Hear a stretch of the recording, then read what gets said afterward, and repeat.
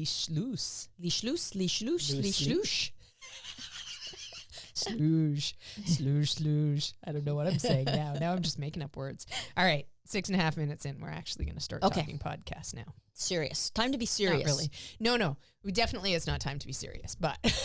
Welcome back to the McCann Dogs Podcast.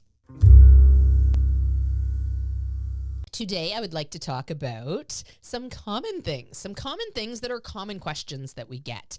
And a lot of the times, these are really defining things, but people don't necessarily realize how defining they are. So, to make it interesting, especially for Swanee, because we need to keep it interesting for Swanee, I put a whole bunch of different thoughts down on paper. And the thoughts are actually from a video that we did based on, do this, not that. Choose this, not that. Mm-hmm. So these thoughts are basically going to help drive some conversation today about some of the more common questions that we get surrounding our dogs. I always wonder what you're going to be up to on podcast days. I know. I just never know. And some days I just really never know. And those are the days where we just ramble on. No, I usually have a loose plan, but I try to make it as loose as possible. Right. So it can just be a good conversation, just a good casual Swanee-esque, good jokes thrown out there conversation about dogs usually. Yes. And we did have ice cream cake before this podcast. Yes. We looked in our work freezer and there was a giant Dairy Queen ice cream cake. Well, there's not a giant amount left. No, there's not a giant amount left. But it was at one point giant. Right. So we made it even less giant. Right. Yes. We have to do our best to...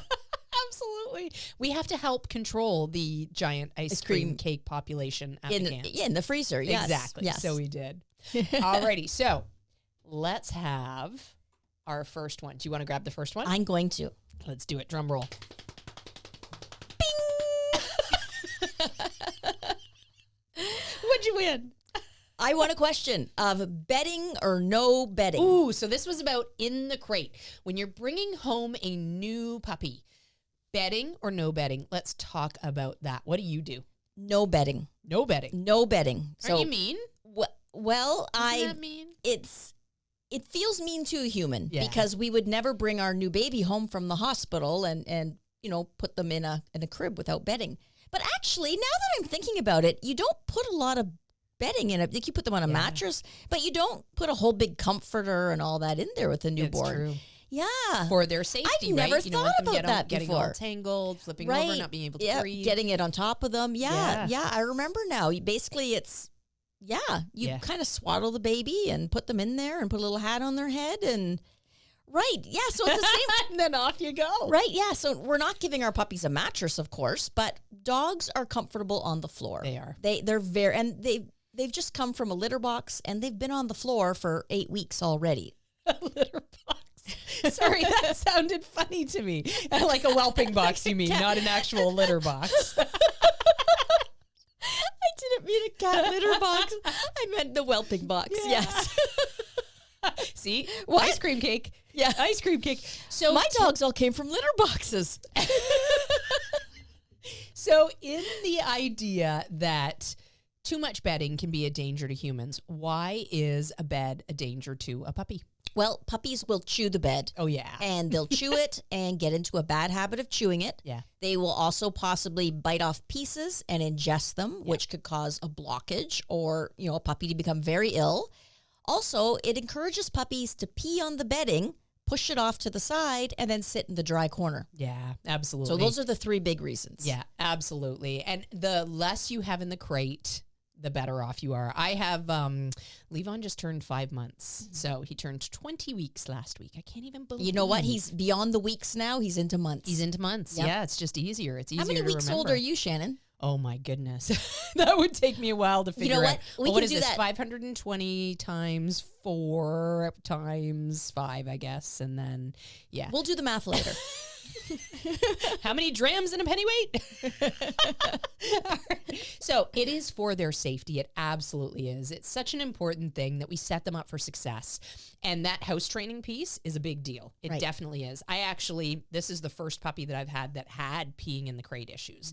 And it was just sort of like an out of the blue thing where he would just suddenly start peeing. I would actually hear it. He wouldn't fuss. He didn't care to say, hey, can you let me out of here? I got to go to the bathroom if he had to go. He would just stand up and squat and start peeing. And I mean, that was what he was used to, being raised. Right, in, yeah. in a litter box, yeah. being raised with a whelping box there. Right. And she had started them in the mornings when she would go to get them ready. She would come down in the mornings, of course, and then right away she would open the X-Pen and run them outside. So they were used to the idea of going outside. So once we got on track, it came along pretty easy. Right. But initially he just thought, okay, well, I have to pee. I'm just going to stand up and pee.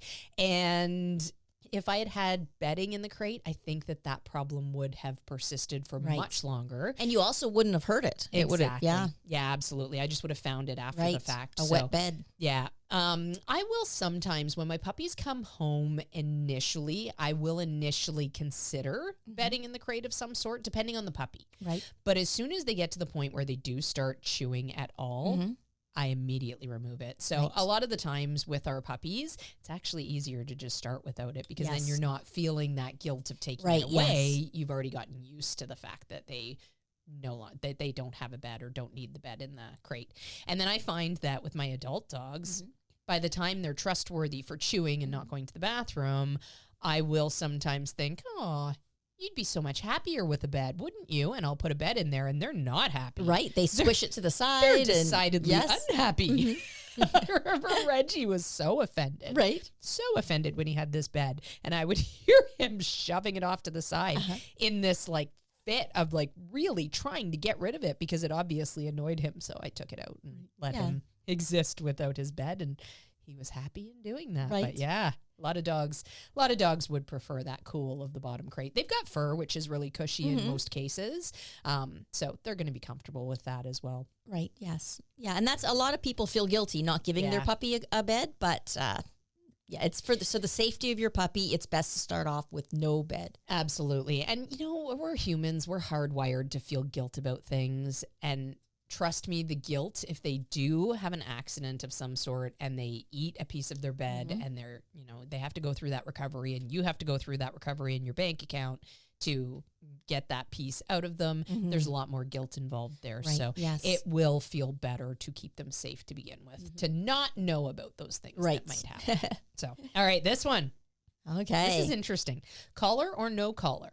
So this can be at any time. Let's talk about this in all stages. You have a young puppy. Right. Collar or no collar? Well, I want to get my puppy used to wearing a collar, so I'm going to put a collar on the puppy. Once the puppy, and plus I need the collar too, so I can take control, so I can attach my house line. So for a young puppy, definitely they should be wearing a collar. Me too. I can always attach identification tags to it too, in case, something happens and the puppy slips out. I know that if someone finds the puppy, they can give me a call. So definitely a young, untrained dog needs to be wearing a collar, a well-fitted collar. I agree. Now, as my dogs are older and more trustworthy, sometimes I do take their collars off and they can run around the house naked. Yeah. Especially Honda has, he's groomed short right now, but when his fur is very long, the collar often kind of starts to snag in his fur, or kind of the fur will mat under it. So I do like to take off his collar and give his neck a good brushing often. Gotcha. Yeah. And you know what? You know why that's a good idea as well? Ticks. Oh, right. Yes, that's a good spot to hide. Yeah, ticks do hide under the collar. They hide anywhere they can. I mean, there's nowhere that you can't find a picture of a tick. Right, You know, if it's in the dog's mouth, if it's between their toes, if it's way down deep in their ear. Or sticking out of the eye, yeah. I actually have a picture of Ned I took because I was trying to figure out what was on his eye and I couldn't see. And there was something, and I thought, how did you get a skin tag on your eye so quickly? So I took a picture so that I could blow it up on my phone to look at it, and it's a nymph tick. And then after I took that picture, quite a time after I took that picture, I was showing it to somebody to say, like, have you ever seen a nymph tick? This was my first experience with a nymph tick, and it was way smaller than I had actually thought it ever would be. I'm sure I've had experiences, quote unquote, with nymph ticks in other situations, but I just haven't noticed them because they are so tiny. It literally, I thought it was a skin tag on his eye. And when I was showing that picture to somebody else a little bit later on, I realized there was two ticks. There was actually two nymphs in that picture. One was right, excuse me. One was right in his tear duct, Yeah. and the one that I had seen was on the bottom of his eyelid. So, and luckily, Scary. yeah, Ned's on preventative, so the tick would have only been on there for long enough to ingest that toxin and then fall off, and hopefully he's in a better place now. Yes. Because we don't want you here on Earth, ticks. No, and we don't. We don't want them to be reincarnated either. Exactly. Yeah, exactly. So it's a good idea. Even if you do leave the collar on all the time, take it off every once in a while. After outings, things like that, give a little, scratch. I'll do that with Ned. Right. I usually leave collars on my dogs 24/7. Ned's never crated anymore, so I'm never concerned with a collar getting caught on a crate or anything. I use Very Kennels, so I typically don't concern myself with the collar getting caught. Right. Sometimes with the wire crates, I think, you know what, if I had a wire crate, I would probably take the collar off just to make sure there was no chance of that collar getting caught on anything. But aside from that, my dogs wear collars 24/7. I don't love tags. I find the noise to be it's so constant. Yeah. The dogs are always moving. So I actually have collars that I have my phone number embroidered, their name and phone number embroidered on there. So I want to make sure that if they ever get out of my sight, slip out of that, if anything ever happens, I mean, knock on wood, I've had dogs for 25 years now, and I've never misplaced a dog. I've never had a dog go missing on me for any length of time, which is a blessing because, life happens, things happen, you're in the mall and all of a sudden your child's gone. Like those things happen. Like the child's gone because they're hiding in the clothes rack, of course. Right. Yes. I'm trying not to have my mind go to the darkest places, but life happens. Right. Yeah. But luckily, knock on wood, I've never had a dog disappear, but I like my dogs to have microchips and ID on them all the time. Right. So all my dogs are microchipped, and I make sure I double check every once in a while at the vet. This is actually a really good tip because microchips migrate. So a lot of the times it starts in the back of the dog's neck where it's been implanted. But my first toller, Jaden, his microchip actually ended up in his chest. Right. So at some point in his life, I was giving him a chest rub, and I was like, "What is that? What is that feeling?" And of course, through feeling it and deducing, I realized it was his microchip. Right. And so I thought at that point, you know what, I'm going to just have them scan it, make sure that it's still viable and whatnot. And then what I can do, I can't move it from his chest. I mean, once it's migrated to his chest, it's migrated to his chest. But this gives me information because I know that now that this microchip is in his chest, chances are it's not going to be found by a scanner. Right. So do I put in a new microchip or do I not put in a new microchip? Like, am I confident that this dog is never going to be in a situation where somebody needs to read that microchip, or should I go and make another tip about microchips? Actually, you are the microchip I got queen. Microchip tips out the wazoo. Make sure if you move, if you change your phone number, whatever information changes about you in your life, this could, a dog's lifetime could span 10, 15 years, hopefully, if we're lucky. Make sure you call the microchip company, because if your dog goes missing and the vet scans and they call the microchip company and the microchip company can't get a hold of you because it's an old phone number or an old address, you're going to lose out like that. Make sure you call them. Don't forget. Right. We used to have that happen when I worked at the emergency animal hospital. We had a microchip scanner. So we often had people like in the middle of the night bring in an animal they found, and we would scan it. And it was one of my jobs I'd look up the microchip company that it was from and call the microchip company. And they would, they would give me what they had as the most updated information. And I'd say half the time, it was a dead end. That number didn't work. It didn't reach anyone. And then we had to give the animal to the SPCA in the area.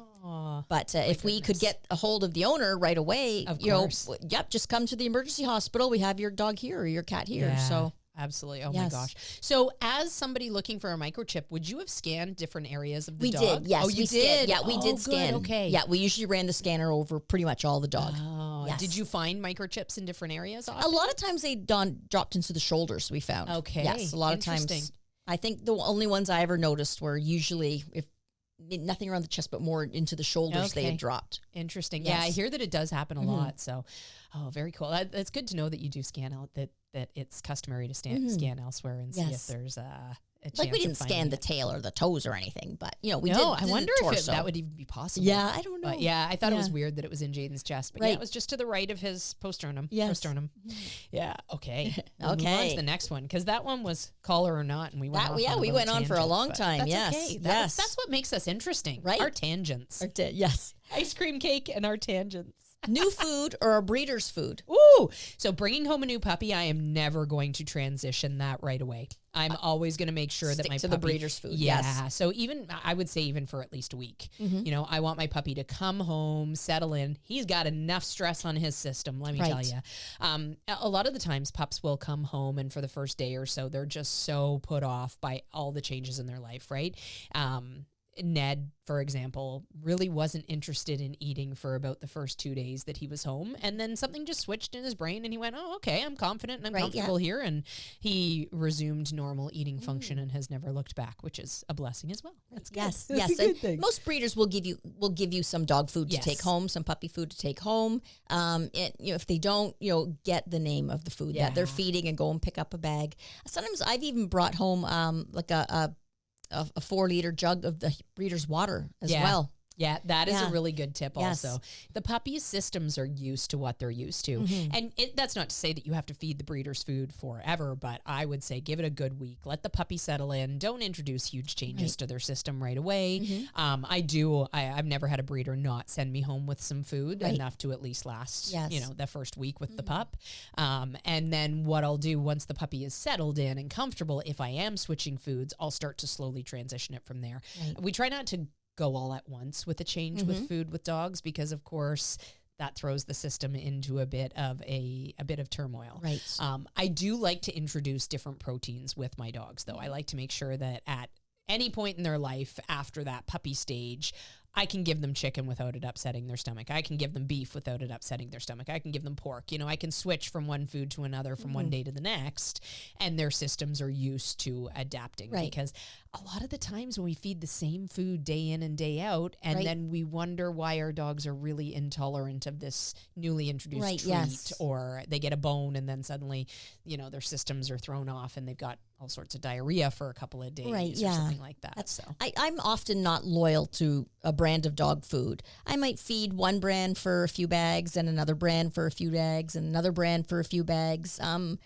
I think it's nice to give the dog that little bit of variety. And of course, I'm slowly transitioning them to the new food. I don't just run out of one and then, head to the pet store and go, oh, let's try this one. It's completely Yeah. different. How long do you take for the transition typically? What do you aim for? Well, with most dogs, I start off at least a week. Okay. But as my dogs get older and I know them better, it's like usually 3 or 4 days. My dogs have always transitioned no problem to other foods. And when we're talking about transitioning, just to clarify, we mean, so you would give 100% of the food that your dog's used to until you start the transition. And then during the transition, you might for one day give 75% of that food they're used to and add in 25% of the new food. So they're just getting a little bit of that Right, new yes. food. And then you'd slowly increase that quantity for the new food over time until you're completely switched Right, over. yes. And I often will buy a small bag of the new food. So if for some reason my dog had horrific diarrhea, then it's like I'm not saddled with 40 pounds of it. I only good have 10 idea. pounds of it. Good idea. And if you find something that your dog just really isn't into and isn't interested, you don't have a 40-pound bag Right, of that yes. food. Like Ned, I figured out very quickly, he loves everything, but he will not eat lamb.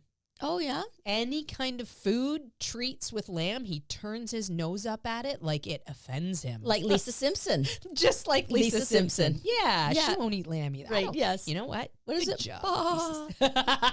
I thought you were our friend or so. I don't remember how it goes. Yeah. Isn't that the one with the 3 cute little sheep? Right, yeah. I Yeah. thought you liked us. Oh, right, yeah, something like that, yeah. Yeah. All of our life lessons come from The Simpsons. Huh, what would we do without them? Okay, here's a good one. Drum roll. Pee pad or no pee pad? We talk about pee pads a lot on the podcast. We do talk it about pee seems, pads eh? a lot. We should be How does sponsored that by a happen? pee pad company. Today's episode is brought to you by Pee Pads Are Us. By What's the name of a pee pad company? pee pads. I don't know. I think Walmart pee pads, Walmart Canadian brand Tire pee pee pads.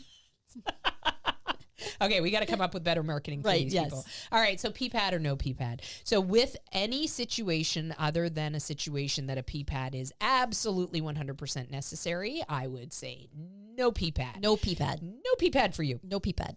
I would say that pee pads are going to make your life more difficult. Yes. And they'll add an element of needing to wean off of them, but sometimes they are really, really helpful in the right circumstances. Yes. So under the right circumstances, yes. But in, I'd say 80% of the circumstances, no. Only 80? Right. But you know what? I'd say 92.376. I have a use for pee pads, though. To pee on. Well, no. So For when my Sheltie Atari herniated a disc, she also lost control of her bowels and bladder. So I would put a pee pad underneath her because she had no control anymore. But then I bought the monster pack of them, and she managed to regain control of her bladder before I ran out of pee pads. So now I had all these pee pads.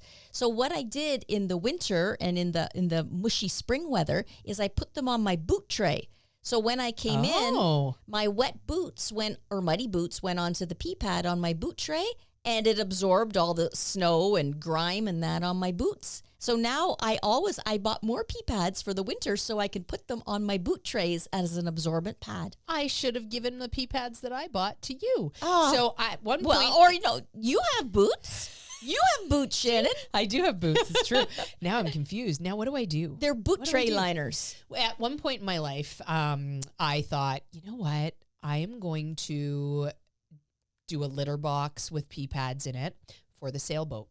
Because we were doing a lot of sailing. We were doing a lot of day sailing, but we were also staying overnight. Right. And of course, the dogs being with me, I didn't want them to have to. It was just Reggie at the time, actually. And I didn't want him to have to hold it that long. Mm-hmm. And of course, we didn't want to have to go and find a spot to go into land. Right, and it's a bit of a process, right, with a sailboat. So we didn't want to have to be tied to land, but we also didn't want to have to torture the dog in order to have him enjoy time with us. So it was like, okay, here's something that might be a solution. Mm-hmm. He would not use it.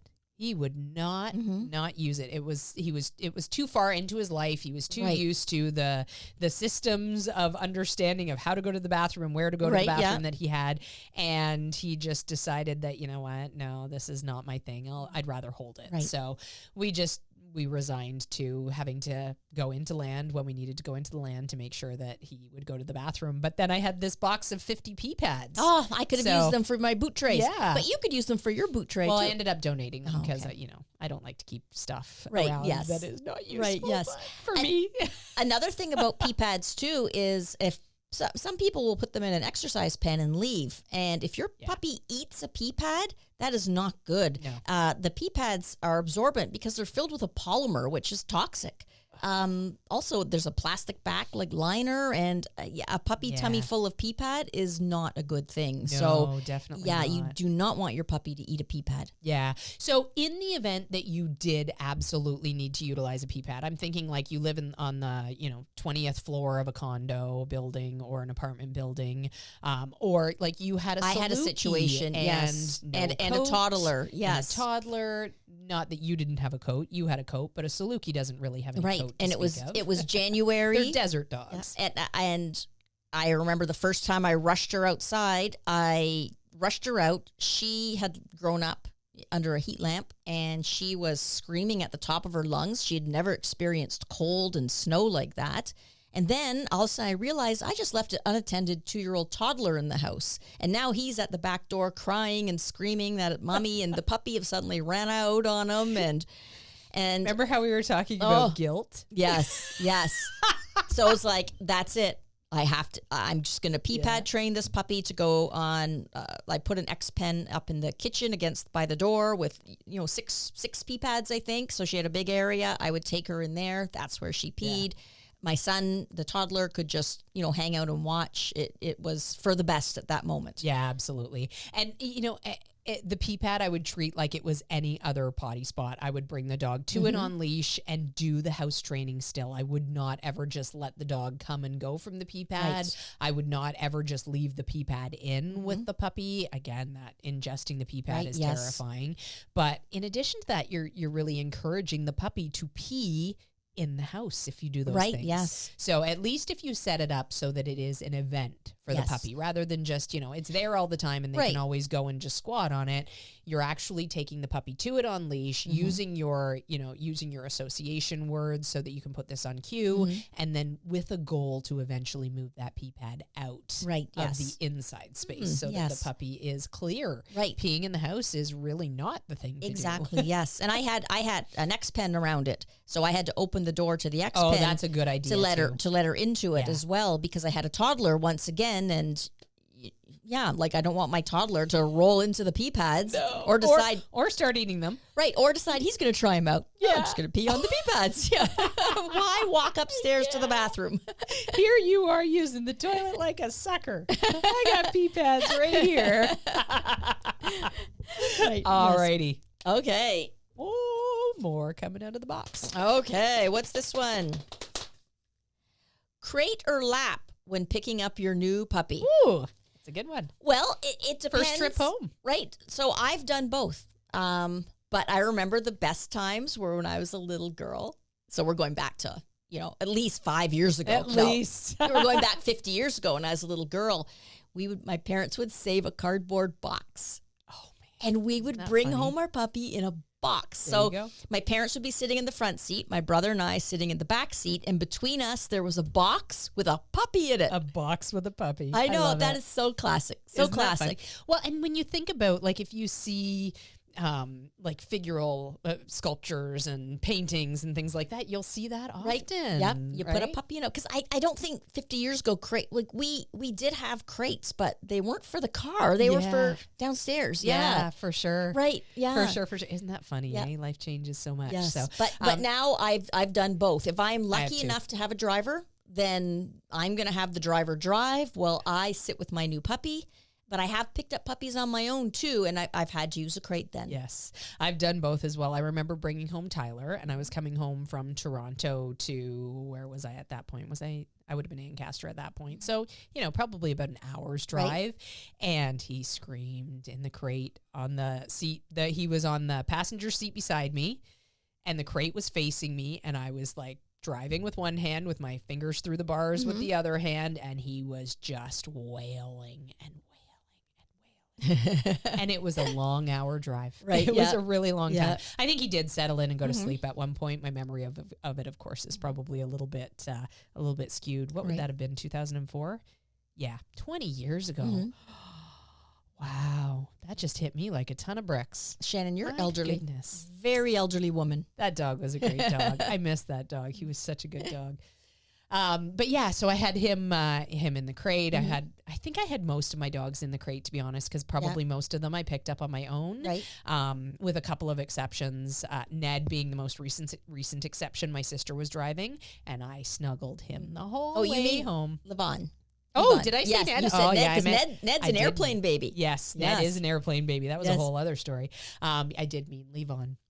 Yeah, my sweet little Levon. And we enjoyed our time snuggling as we headed home. It was a great great introduction to him and for him. Oh, so fun. So, but either or, depending on the situation. Yeah, and I'll tell you that after that initial ride home, my dogs are never loose in the car. Right. Never not in their crate. So I make the exception for that first trip because they're already stressed.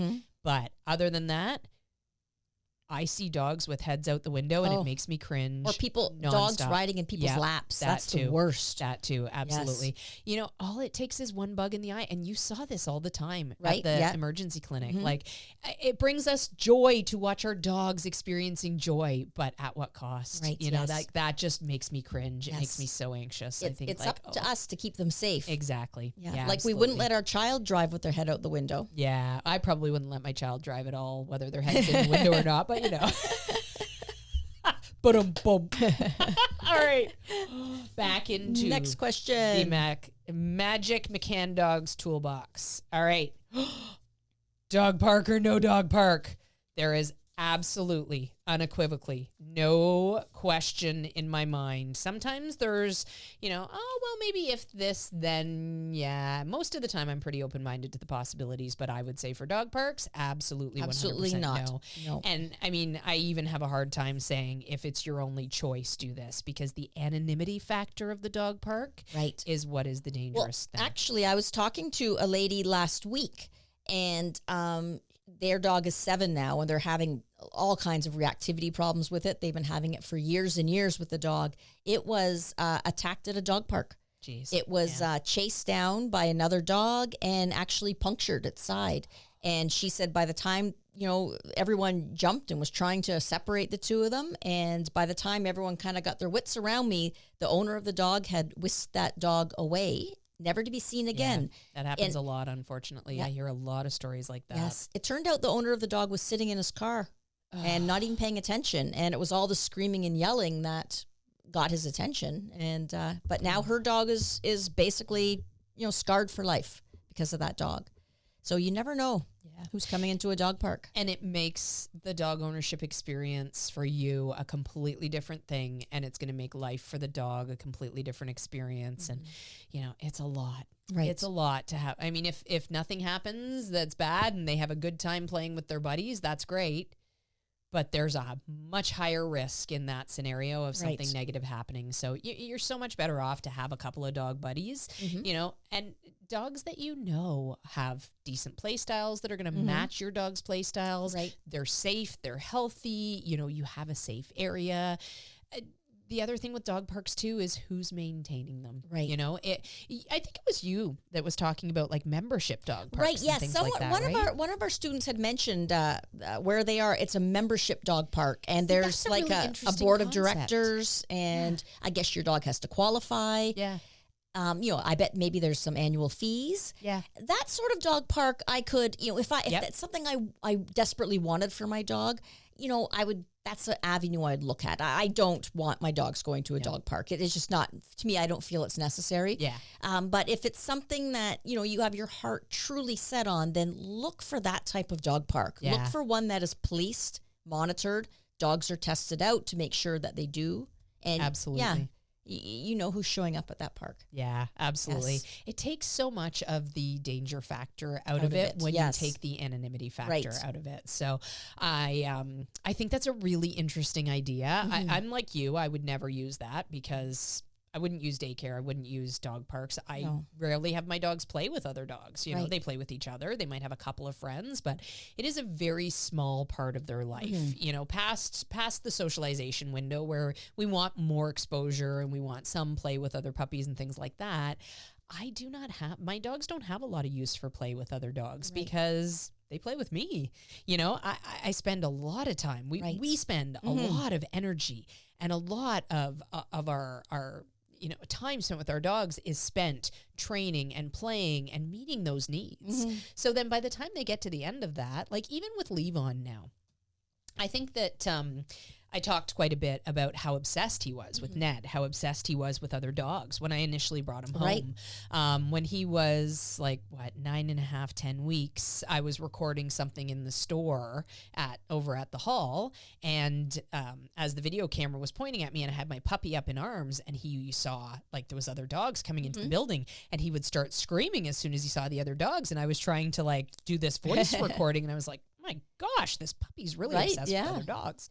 So I had to make sure that he learned other dogs were not the be-all and end-all. Yes. But I will tell you at this point, and introducing him to Ned, they had an initial meeting, and then I thought, okay, he's not spending any more time with Ned until I have a better handle on him. We've built a better relationship. He's got some skills, etc. So we spent about a month where he really had no interaction with Ned at all. And then what I did was I took the skills that I had started teaching him in that month, and I brought Ned into the equation. Right. So now I'd bring Ned in, and Ned would be doing something fairly boring, lying down on the floor as I worked response to name with Leave On. So I'm continuing to build value. And now I'll tell you, with that being the practice, initially it was ugly. The puppy wanted to go and party with Ned, and I had to be a good 20 feet away from Ned, and I had to work really hard, but it got easier and easier and easier as we built the skills.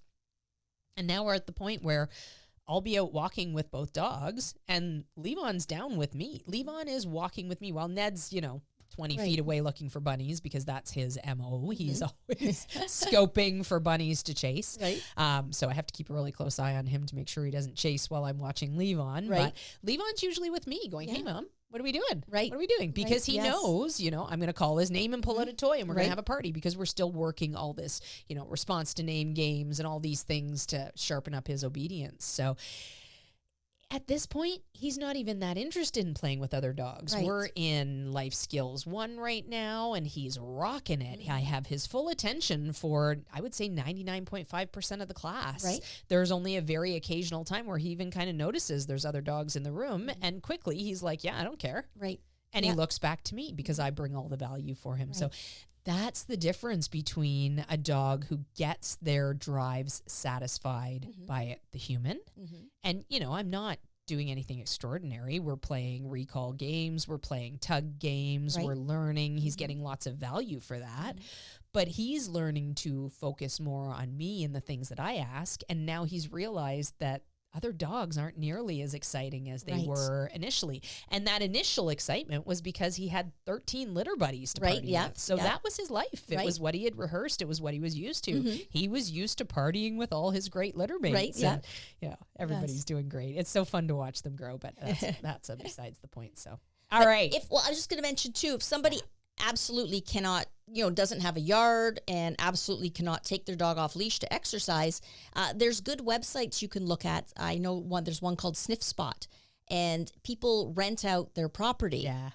So you basically would have access to somebody's fenced field or fenced yard, or I've seen horse arenas used, and you rent it out, and you have it for an hour or half an hour, and it's just you and your dog, and you can let them run, throw a toy, have some fun with them, work on your recalls and training, and it's your own private little area. Yeah. So if I lived in an apartment, that's what I would do. I wouldn't look for the local dog park. I'm going to say, you know what, I'm going to spend the whatever it is, rent this area, and have a good, safe area for my dog. Love that idea. Love that idea.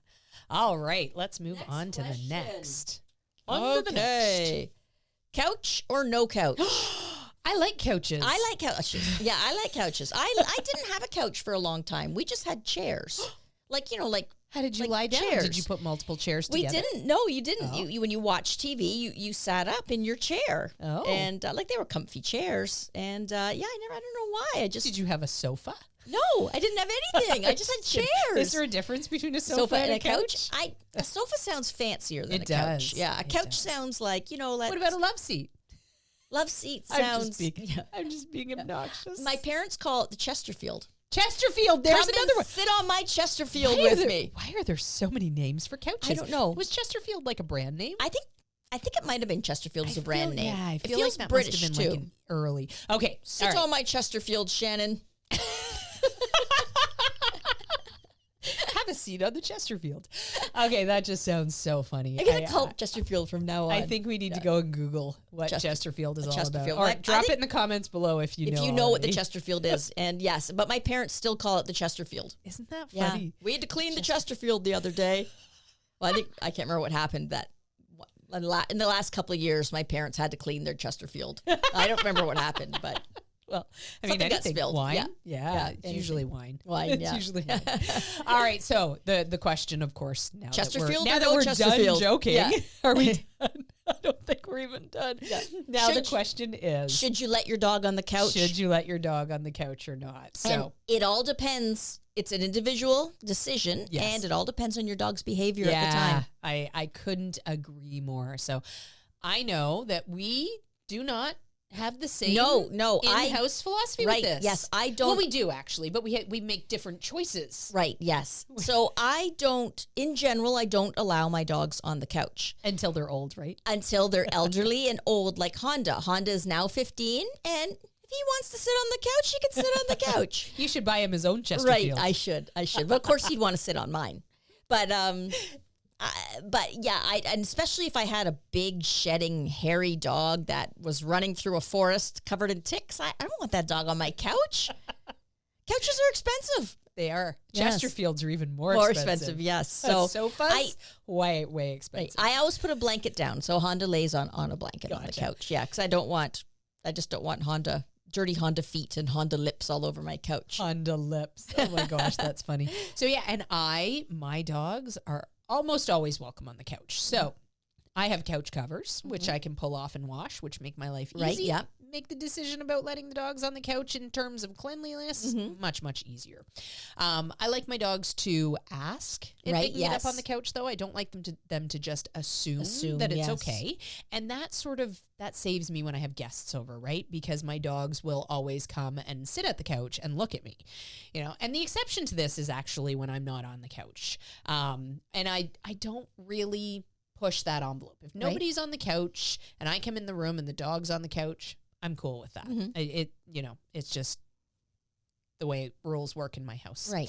If I'm on the couch, the dogs come and ask permission to get up on the couch. Yes. And I just establish that by if they come up to the couch and go to get on, no, you got to wait for permission. I just stop them. Right. Yeah. And then from there they go, huh? What are you telling me I can't for? And I go, okay, and I pat the couch, up they come, and I give them permission, or I don't, Right, yeah. And I basically just establish that as time goes on, and that way when there's people sitting on the couch, they come to say, hey, can I have permission to get up on the couch? And unless my guests say, come on up, you come, unless I coach my guests, of course, to say, oh, you have to invite them if you want them up. But usually I keep that under my hat because usually I don't like my dogs jumping on the couch when the guests are there because then they want to get hair all over them and whatnot. And And so men are in danger when a dog jumps up on the couch too. Unless they're wearing a jock. Oh. Yes, I've seen that happen where a big dog suddenly jumps on the couch and the man's, yikes. Yeah, they're not coming over again. Right, so if you've invited someone over that you really don't want to come back, perfect. There you go. Perfect. There's a good way of getting rid of them. Yeah. All right. I always get rid of people by going and putting my pajamas on and stretching. Starting to yawn. Oh my gosh. PJs I just go on. straight to bed. Yeah. I go, do you need anything else? Yes. All right. I'll Good be right night. back. And then I just disappear Just and go to go- bed. yeah. Actually, Kip does that at parties. Oh, yeah? How hilarious is that? He goes to their bed?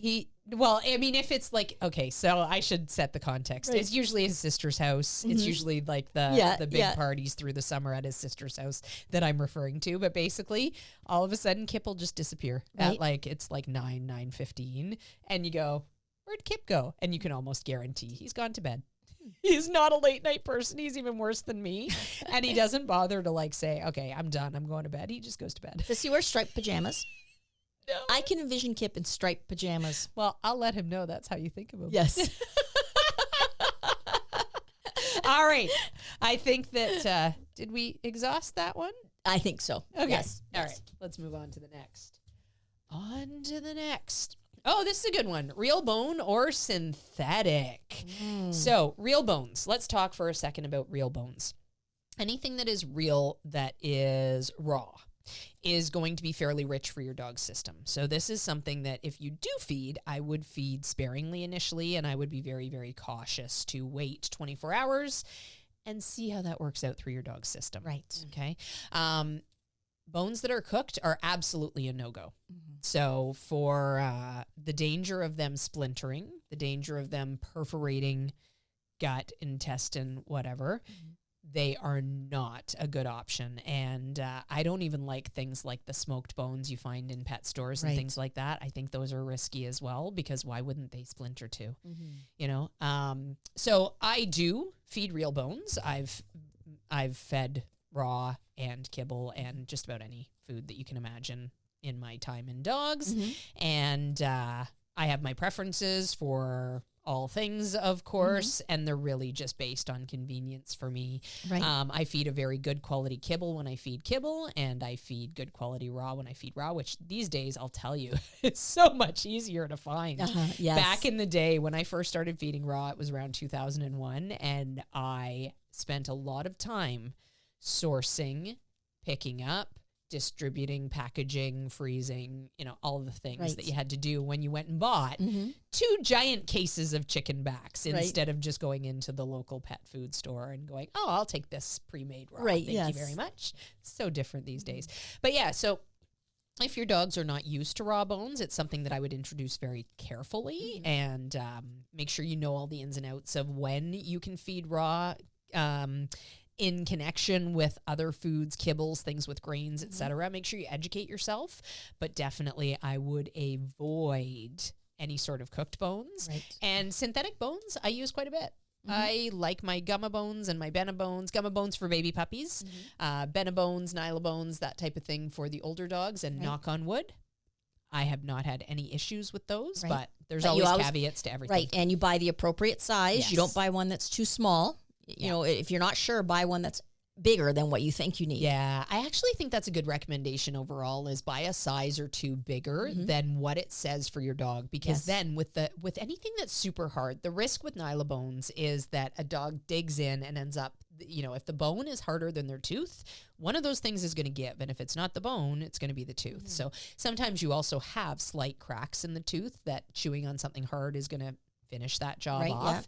So you might end up getting cracked teeth or broken teeth with a nylon bone, which of course is not desirable. So those are dogs that would not be appropriate to chew nylon bones. Right. And if they can get the whole bone into the back of their mouth and try to bite right down on it, that often I think is what causes more cracks and more damage. Right. So I would get a bone that they couldn't physically fit back there. Right. So they can't get all that strength in their jaw that culminates at the very back. They can't get that to dig right into the bone. They have to do it from about midway. Right, yes. So. Yeah, they're more kind of chewing, like gnawing on an angle. Yeah, make some gnawing noises. Yeah.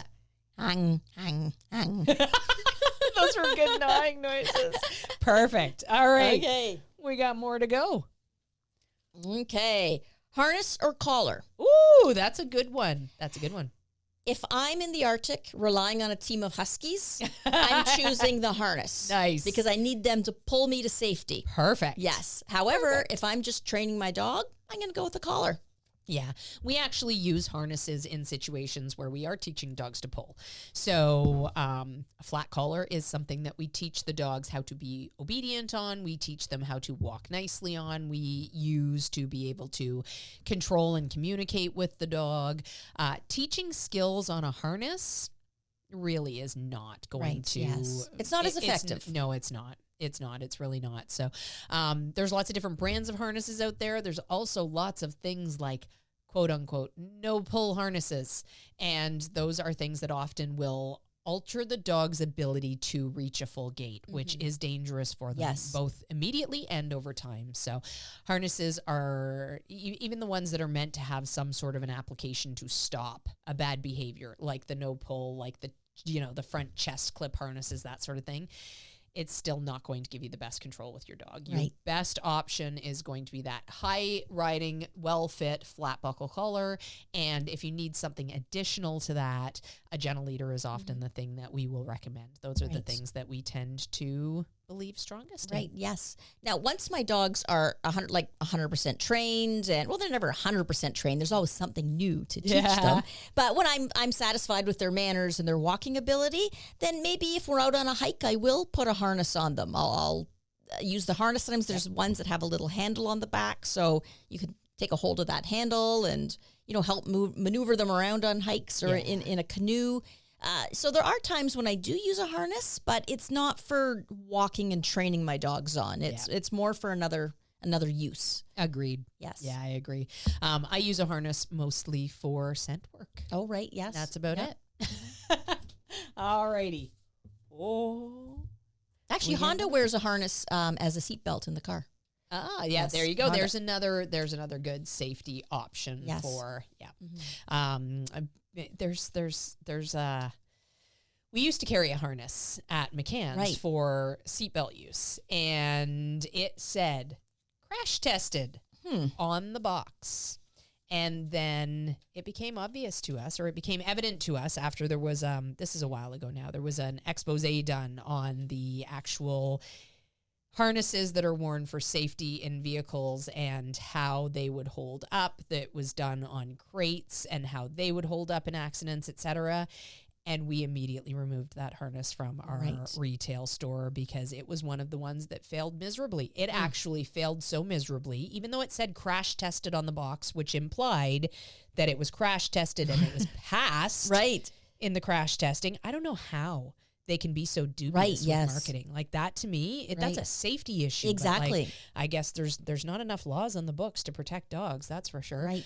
But we Crash tested, but it failed. Yeah, crash tested, and literally it was so poor in its test failure that it didn't even make it to the actual test. Oh, It wow. failed in the initial tests that were isolating the harnesses and the crates they were going to use in the actual big tests.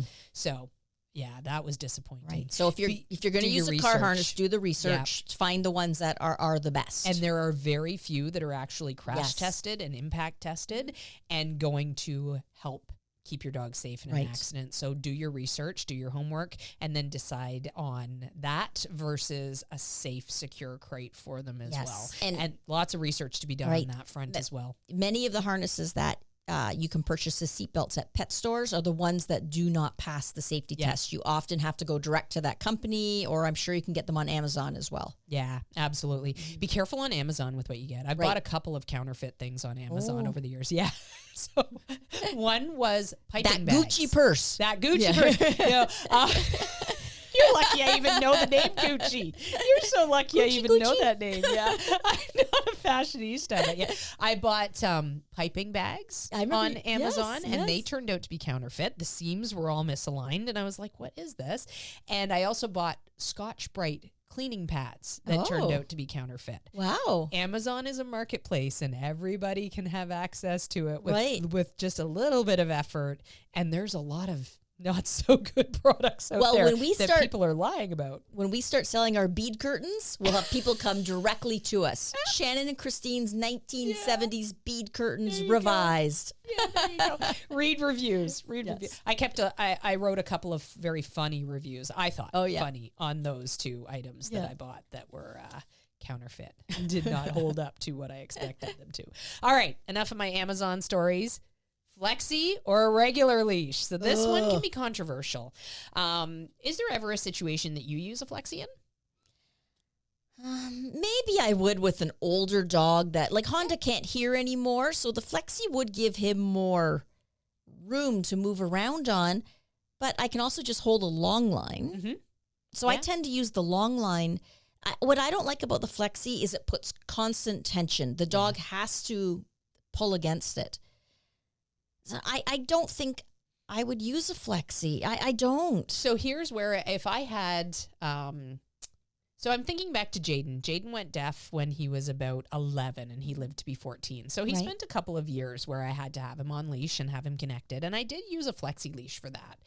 And it was such a helpful tool in that particular scenario. But he was old and he was deaf. Right. And he really had all the training that he needed at that point in his life. Anything that we did by then was just for fun and, to keep his brain active and engaged.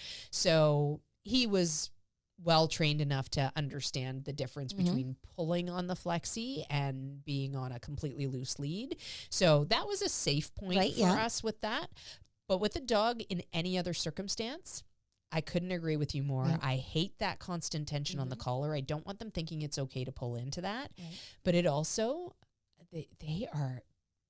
they're a tool that requires a specific situation, I will say. Yes. If you are walking down the regular street on a Flexi, if you are taking your dog into a pet store or a vet clinic on a Flexi, if you are in a busy location with your dog on a Flexi, those are all problematic things. Yes. Because you lack control with that scenario. And I'll tell you, when I first got into dogs, 1999, we brought home our first dog, a Rottweiler named Quincy. Mm-hmm. And she was lovely in so many ways. And she was a lot of work and she was a lot of fun and, normal dog. But I had a Flexi for her when she was young. And I thought, this is the greatest thing. Here we are. We can walk down the street and I can just walk. And she gets tons of exercise because she runs from one end of the Flexi to the other end of the Flexi and then back again. And I thought it was great fun right up until one day I was going to take her for a walk and she had her Flexi on and I walked out the front door with her as usual, as one would expect to do. And I turned around to close the door and something caught her eye. I can't remember what it was or if I even identified what it was, but she took off. And I had the leash in my hand, but my instinct was to grab the line because, of course, I didn't have control with this Flexi box in my hand.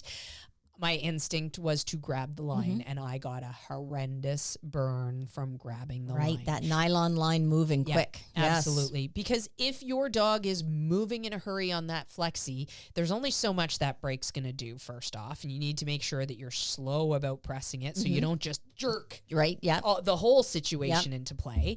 And if you try to then regain control, so you lock the Flexi and then you pull it in towards you so you can quickly eat up the slack and then lock it again and pull it in towards you. Right. That's a really awkward thing to do with an untrained dog. Yes. You know, if you have a dog that is 11 years old and deaf and moves, at the speed of an 11-year-old deaf dog. Right. Yeah.